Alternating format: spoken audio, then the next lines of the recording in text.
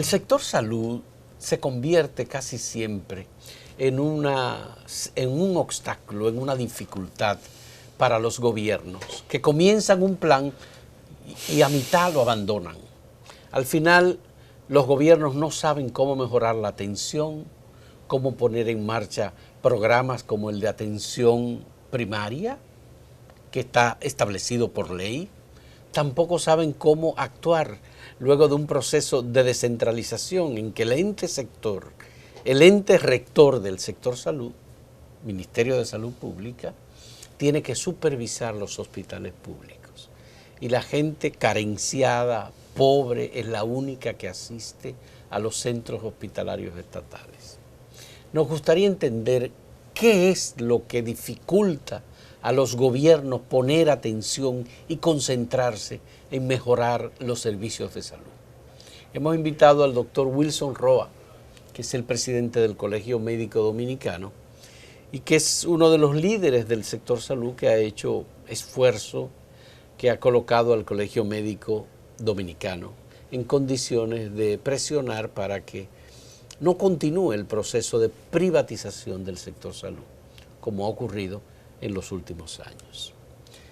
¿Hay alguna posibilidad de mejoría, doctor Wilson Roa, en los servicios de salud pública de República Dominicana en este momento? Bueno, Fausto, muchas gracias por la invitación. Tú haces una pregunta de esperanza, porque sí, realmente la hay.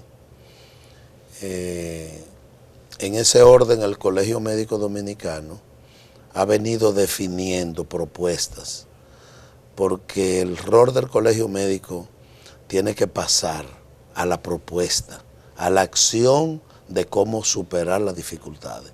No puede ser que nosotros quedemos entrampados en una cultura tradicional de decir que las cosas no funcionan, pero no presentamos la propuesta para hacerla funcionar. ¿Qué nosotros hicimos? Tú sabes que la Ley de Seguridad Social es la ley marco fundamental de desarrollo integral de la sociedad después de la Constitución de la República. Pero ¿qué ha resultado? Que la mayor intención de desarrollar un modelo de atención de salud preventiva y de asistencial, porque nuestro modelo de entrada tiene que ser combinado, de asistencial porque es lo que tenemos, pero preventivo porque es la transferencia de la concepción y el compromiso que debemos definir. Pero ¿qué resulta? Que la ley ha servido para ir adaptándola al capital financiero. Un traje, como el saco que tú tienes puesto, se le ha ajustado la ley al capital financiero.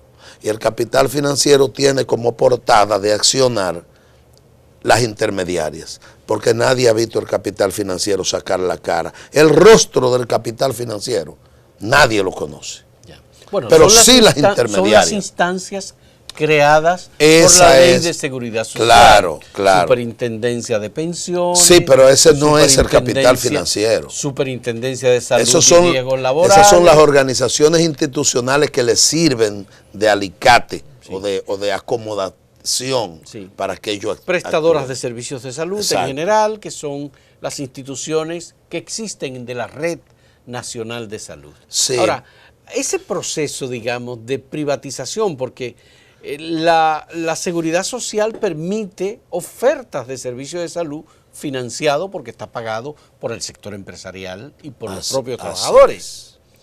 ¿Quién es que empuja, quién impulsa la privatización con el copago, con los servicios adicionales que son de privilegiados, los que los pueden pagar? Mira, lo que pasa es que la ley se hizo para violarla. No la han aprobado para cumplirla. Y en ese orden la ley establece muy claro cómo armar un sistema de salud que sea garante, preventivo, en base a la educación y la promoción, para llegar a la atención primaria que queremos. Y la atención primaria es la respuesta a la gran mayoría de las grandes dificultades. Pero ¿qué ocurre? Que el sector empresarial se involucró en el interés de ser parte de las decisiones de las políticas de salud privada, pero hoy intervienen en la pública y el Estado lo ha permitido. El Estado es el garante de la salud de la población, fundamentalmente la más vulnerable, pero permitió, con conocimiento de causa, de que el sector empresarial, el capital financiero, participara en las decisiones. Y hoy el Ministerio de Salud, que es a quien por ley le corresponde regular, hoy no es quien regula. Pero hoy nunca habíamos visto un gobierno que haya hoy regula, oye tanto dinero para el sector salud. Hoy regula la de oferta y la demanda que está en manos del capital. Pero ¿cómo el gobierno ha hecho... ¿Cómo interviene el sector privado en el Ministerio de Salud Pública? No, porque... ¿De qué manera? Lo que pasa es que la ley 123-15, que es una ley aprobada ahí en el Congreso, le apertura el escenario de los hospitales del Estado al capital financiero, a las intermediarias. Y hoy las intermediarias envían sus afiliados a los hospitales y no les retribuyen. No, pero es el Estado a través del SENASA, que es el seguro, digamos, más amplio, de mayor universalidad que existe en República Dominicana. No, porque el SENASA se crea como garantía de protección a la población más vulnerable. Que el Estado paga. Que el Estado paga. Pero hoy no solamente el SENASA va a los hospitales públicos, van las intermediarias privadas también. Y no le solventan los gastos ni al hospital ni a quien dé el servicio, que es el médico y el personal. Y todo eso es una recaudación que ellos ahorran, pero para su lucro, porque el único objetivo que tienen es el lucro. Y el gobierno dominicano ha permitido eso. Sí. Es decir, Wilson, tenemos un descenso en la entrega de servicios a la ciudadanía. Claro, porque, por ejemplo, las intermediarias están manejando aquí el 24%, pero es de la población que paga, porque a ellos no les interesa la que no paga. Y a esa población, el único servicio que se le da es negación de derecho y negación de servicio. Pero el pago de bolsillo, que es el pago que hacen las familias un 43, para recibir 44%. servicios de salud, así es. Pese a que existen los hospitales públicos, pese a que existe la seguridad social en materia de salud, sigue siendo demasiado alto. Pero Fausto, ahora mismo las intermediarias están manejando sobre los 45.000 millones de pesos del régimen contributivo, que es el que paga. Sí. Y de eso, la población está pagando un 43% de bolsillo. De bolsillo. Así es. Que debía ser cero. Es decir, es un gasto que... Eso no lo aguanta ningún modelo de salud que pueda salir airoso. Estamos hablando de miles de millones de pesos. Así mismo es. Pero ahora, la propuesta de la CISALRIL plantea un aumento de la cápita en 104.87. Si tú lo multiplicas por la población que es contributiva de 4.095.628, te da sobre los 5.200 millones adicional por año, que equivale más o menos a unos 427 millones de pesos mensuales. Cuando hablamos de un aumento de la cápita, estamos hablando... Es al afiliado. Al afiliado, sí, ¿verdad? Sí. Cobrar el cobro al afiliado. Claro, aumentárselo, porque actualmente tú pagas 1.013,14. Sí. Ellos quieren ahora 104.87 adicional. Adicional. Pero cuando tú lo multiplicas, te da sobre los 400. Cuando multiplicas por el universo. No, cuando tú multiplicas los 104.87 por el régimen contributivo, que son 4.095.628, te da sobre los 5.200 millones de pesos. Pero es para que las intermediarias lo administren. Pero, y yo no sé. No, pero mira, Pedro Luis Castellano, que es el director del CISARIL y que ha elaborado esa propuesta, me parece que es una persona lo suficientemente enfocada en el sector público y en los servicios de salud. Pero la propuesta es de él. Vamos a hablar en un momento cuando retornemos luego de esta pausa.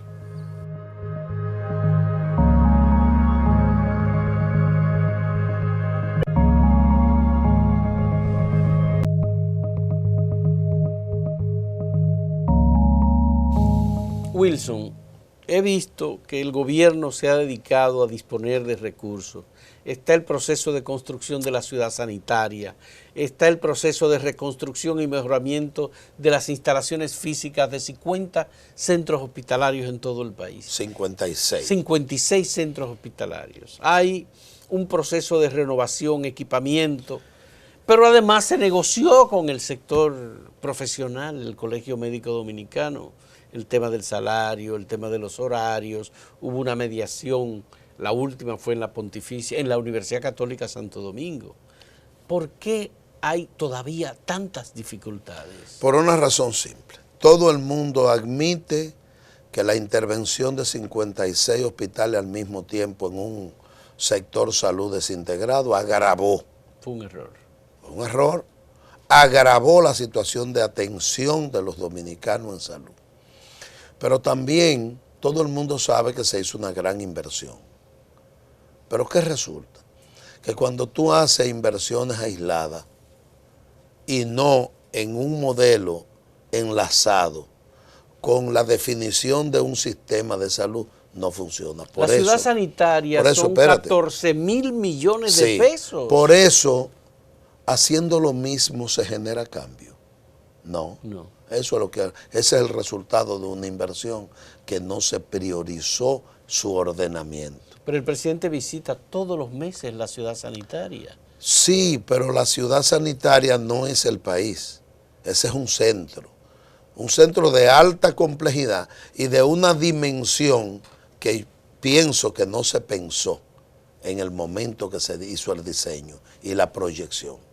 14.000 millones de pesos es mucho dinero y eso pudo haberle resuelto el problema de atención a la capital y a los pacientes de mayor complejidad del interior. Y no lo resuelve con ese centro. Bueno, si tú hubieras hecho con ese dinero un hospital general en la zona oriental, un hospital general en la zona occidental y un hospital en las afueras de Villamella para adentro, tú hubieras descongestionado y un hospital donde está la construcción de referencia. Tú hubieras resuelto el problema y le hubieras cubierto toda la complejidad a los pacientes de Santo Domingo y los pacientes de referencia del interior. ¿Y se sabe ya lo que va a ocurrir en ese centro, en la ciudad sanitaria? Bueno, es un proyecto de discusión. Porque ¿Todavía? Sí, porque primero la posición del Colegio Médico es que tiene que ser un hospital universitario. Segundo, que tiene que ser administrado con carácter público, no con carácter privado. ¿Tú crees que podría pasar algo parecido a lo que pasó en la Plaza de la Salud? Bueno, si es para construir ese tipo de modelo, hemos fracasado en la intención. Y eso no les resuelve a la gran mayoría. Podemos hacer una plaza de salud ahí si quieren, pero tiene que ser manejada por el gobierno, manejada a través del Ministerio de Salud Pública, aperturado a la necesidad de la gente, porque al fin de cuentas es la población la que financia, no es más nadie, es la población la que financia y los recursos humanos que dan los servicios. Eso tiene que administrarlo el Ministerio de Salud Pública. ¿Y qué va a pasar con el que no pueda pagar los servicios de salud? Bueno, es la gran mayoría de este país. Es que hoy la gran mayoría no puede pagar los servicios de salud. Por eso nos dividieron en 3 grupos. Los que nada pueden, que van a los hospitales carenciales, y equivale a 3.7 millones de afiliados. Eso es lo del régimen subsidiado. Pero tenemos uno peor, como dice el contributivo subsidiado. Ese no tiene protección todavía en términos de atención. Pero ese es para la informalidad. Es una economía informal. Sí, lo que pasa es que la economía informal aquí es de un 58%. Sí. Está establecida. Entonces, no es tan fácil tú hacer el recaudo a través de esa población para tú garantizar un servicio. Sin embargo, tú le creaste un capítulo de la ley que lo protege. Sí. Sin embargo, en la práctica no tienen atención. Y entonces, pero tiene 3.3 millones de afiliados. De afiliados. Ajá. Pero no tienen cobertura de atención que lo proteja hoy. Y esa es otra gran desgracia. ¿Qué resulta? para que tú veas cuál es lo dramático del sector. Si tú sumas ese nivel que tiene 3.3 millones contributivos subsidiados que no tiene protección, más el subsidiado que tiene 3.7, te da sobre los 7 millones de afiliados. ¿Y tú sabes a qué equivale eso? Al 66% de la población dominicana. Y cuando tú averiguas, todos los niños de dengue que han fallecido, fallecen en esa franja. Sí. Todo lo de malaria, todo lo de leptospira, todo lo de rabia, todos corresponden al mismo nivel. Entonces, si tú quieres una atención primaria resolutiva para resolver el problema preventivo de promoción y de educación, te tienes que ir por la población más vulnerable. El régimen contributivo es de aquellos que pueden pagar. El que puede pagar. El que puede pagar. Es el que le interesa. El Estado se dedica a solventar los servicios de salud, garantizarle tecnología, profesionales, medicamentos, hospitalización, hotelería hospitalaria, aquellos que no tienen posibilidad. Ahí está salud pública. Por tanto, separemos seguridad social, como está garantizada para los trabajadores, y los que no tienen ningún amparo. No, pero es que para los trabajadores... Ahí está salud pública. Para los trabajadores tampoco está garantizado. Es que aquí nada más está garantizado para el que puede pagar. Y el gasto de bolsillo es el compensatorio, porque puede pagar. Y hay una realidad. La ley, en el único país del mundo que prevé el capítulo del seguro complementario, es en la República Dominicana. Tú te vas a Dinamarca y es público y no existe. Te vas a Uruguay y es público y no existe. Te vas a Inglaterra, es público y no existe. Te vas a Cuba y es público porque es del Estado y no existe. Y te vas a Costa Rica y es público y no existe. Pero aquí sí existe. El complementario. Sí, pero que es el que te da la garantía de que tú puedes tener servicios del más alto Pero tú sabes para quién es el complementario, para las empresas que lo tienen. Ni siquiera para el paciente. Porque las empresas... Pero es muy costoso el complementario. Pero muy costoso. Muy costoso. Con el dinero que se destina aquí a la salud, debíamos haber dado el salto y avanzar. De cara a la atención primaria, que han envuelto a la población en atención primaria, pero la población no entiende qué es la atención primaria. ¿Qué nosotros hicimos? Nosotros elaboramos una propuesta de salud escolar como colegio. Se la llevamos al ministro de Salud y se la llevamos al ministro de Educación anterior y al actual, buscando una discusión. ¿Y sabes por qué? Porque tú tienes 2.8 millones de niños en las escuelas del Estado. Sí. Si tú logras proteger esa población que la tiene cautiva ahí en las escuelas, tú das el gran salto que en 18 años la ley no ha podido dar. Óyeme, no hemos podido hacer la discusión con el ministro. Y el ministro tiene la cartera que más dinero tiene del Estado, porque tiene un 4%, no puede decir que no tiene recursos. En la educación, en este caso. Claro, sí. Pero si tú proteges 2.8 millones, 36% de la población más vulnerable, tú diste el salto que no ha podido en 18 años, pero eso no se ha podido implementar. ¿Quiénes son los que promueven entonces la privatización? La privatización está promovida por diferentes ámbitos. Sí, primero... vamos a hablarlo ahora en un momento, después de la pausa, Wilson. En un momento retornamos con el presidente del Colegio Médico Dominicano.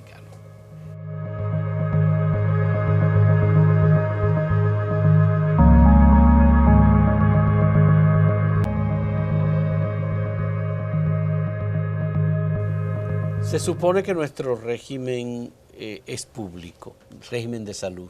Era público. Que la salud es gratuita. Era gratuita. La Constitución de la República establece una serie de parámetros. El artículo 61 establece la garantía del Estado y con especial atención a los más vulnerables. ¿Cómo es posible que con los recursos públicos que debían estar destinados al sector salud y a la entrega de servicios de calidad a las personas, se privatice la salud? Claro. Que es la garantía de vida, porque en definitiva ofrecer salud es ofrecer vida. Claro. Lo que pasa es que en el tablero dividieron demasiado las cosas y le dieron a una franja de poder decisiones que no le corresponden. Por ejemplo, las intermediarias son parte de las decisiones que se toman. Y te voy a poner un ejemplo simple. Fausto, vete a inscribir a un seguro que tú quieras, a uno, el que tú quieras. Sí. Y tu nombre tiene que ser registrado en una figura que se llama Unipago. Sí. Ajá, pero Unipago es quien distribuye a dónde tú vas, qué ARS tú vas. O ARF, porque no son ARS. Inmediatamente. Ajá. Tú caes automáticamente en una. Sí, ¿y de quién es Unipago? ¿De quién es? Unipago. ¿De quién es? De las ARS y de las AFP privadas. ¿El Estado no participa en Unipago? No, es que tú vas Eso no es de la tesorería de la Seguridad Social. No, es que tú vas a mandar el queso con el gato. Cuando tú llegas a Unipago, son ellos que distribuyen. Pero ellos son propiedad de las AFP privadas que tienen sobre los 700 mil millones de pesos en fondos de pensiones, pero que el que lo generó, la fuerza laboral, cuando se va a pensionar se lo niegan. Y son también propiedad de las intermediarias en salud.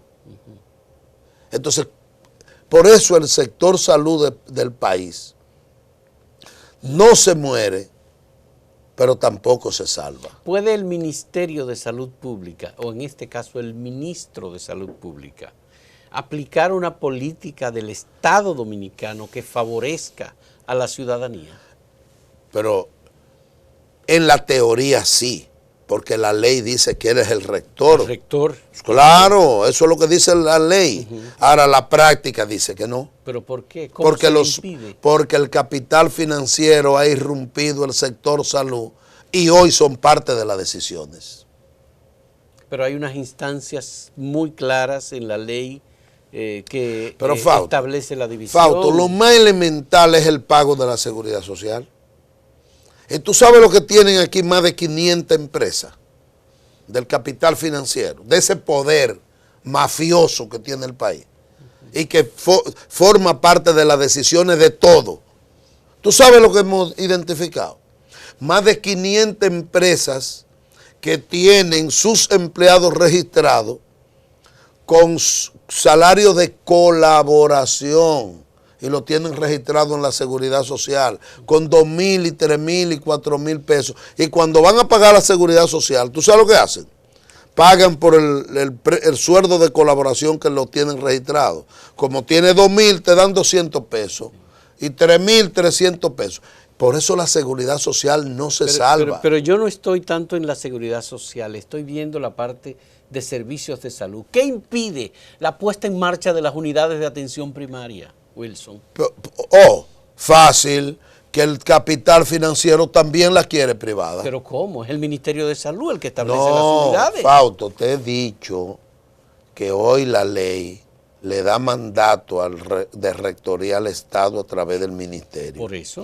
Pero los actores dentro de los cuales están el capital financiero, ese poder financiero mafioso, son parte de las decisiones. Pero las UNAPs están ahí, se están creando y no funcionan. Pero ¿y cuánta UNAP tiene el país? 1.783 unidades de atención primaria. Aquí se necesitan 5,000. La ley prohíbe que ese capital participe en la atención primaria con unidad de atención. Y la están creando por detrás con testaferro. Es muy grave lo que tú estás diciendo, Wilson. Grave no. Con testaferros. Sí. Ya. Hay una presidenta de una sociedad especializada que la llamaron para que se haga cargo de una unidad de atención primaria de una intermediaria. Es para que tú sepas hasta dónde estamos llegando. Y por eso es que nosotros como colegio hemos hecho una discusión con prácticamente la mayoría de las organizaciones cívicas, incluidos los sindicalistas, que están aliados la mayoría al capital financiero por Oreja de Van Gogh. Es que hay una orquesta, un grupo musical. Un grupo, sí, la Oreja de Van Gogh. Pero a ellos ni Oreja de Van Gogh le dan, ya. ni siquiera eso. Ya. Y Estás nosotros, hablando de Pepe Abreu y de sindicalistas, los ¿no? sindicalistas. Muchos sindicalistas, Porque, te dije. bueno, Muchos sindicalistas. Están aliados con el capital financiero. Sí. Y nosotros como colegio no hemos podido avanzar en una propuesta que nos permita garantizar la educación y la promoción. Pero ¿y no ha resultado que las sociedades médicas especializadas Ajá. con el Colegio Médico Dominicano han transformado la seguridad social? Porque en definitiva las unidades de atención primaria y el esquema que se estableció de una puerta de entrada al sector salud estaba pero Fausto, el gobierno desfavoreciendo a las sociedades médicas. El gobierno estaba ahí cuando se promulgó la ley. El gobierno estaba ahí para la implementación de la ley. Y la ley dice... Todavía están trabajando en el Congreso una modificación de la ley. Pero que la ley dice, lo que dice la ley, que la atención primaria tenía una puerta natural, que era la atención primaria. ¿No es? Y se negaron. No. Después de haberlo firmado, porque el Colegio Médico, como Asociación Médica Dominicana, firmó la aprobación de esa ley y luego propuso su modificación. Pero óyeme, Fausto, lo más elemental es que la puerta de entrada es la atención primaria y se supone que es el Estado que tiene que dirigirlo. ¿Y por dónde entró? Por los fondos de pensiones. Porque detrás del dinero que están. Y ahora quieren que la atención primaria entre por donde el que puede pagar. Y nosotros decimos que la atención primaria tiene que entrar por donde está la vulnerabilidad de la población, que es la franja de los que nada tienen. Así es. Los hospitales del Estado. Es por ahí que tiene que entrar la atención primaria. Por la unidad de atención primaria con la que tenemos que iniciar. Es lo que se construyen, las que faltan. Sí. Pero el capital financiero, que sepa que mientras haya una gestión responsable en el Colegio Médico Dominicano, no tienen espacio para imponer la atención primaria como hicieron con los fondos de pensiones. Esta vez no va a ser así. Muchas gracias a Wilson Roa, presidente del Colegio Médico Dominicano. Ya lo han escuchado, tienen una posición muy clara sobre el tema de la atención primaria, que es un elemento primordial, importantísimo, para un régimen de salud racional y con posibilidad de comenzar a ofrecer servicios de calidad a la población que lo necesite. Muchas gracias, Wilson, Fausto, por tu participación y gracias a los amigos que nos siguen. Y que la población se integre en defender el derecho habrá público. Que crear una organización que defienda los derechos de los afiliados. Hay una alianza.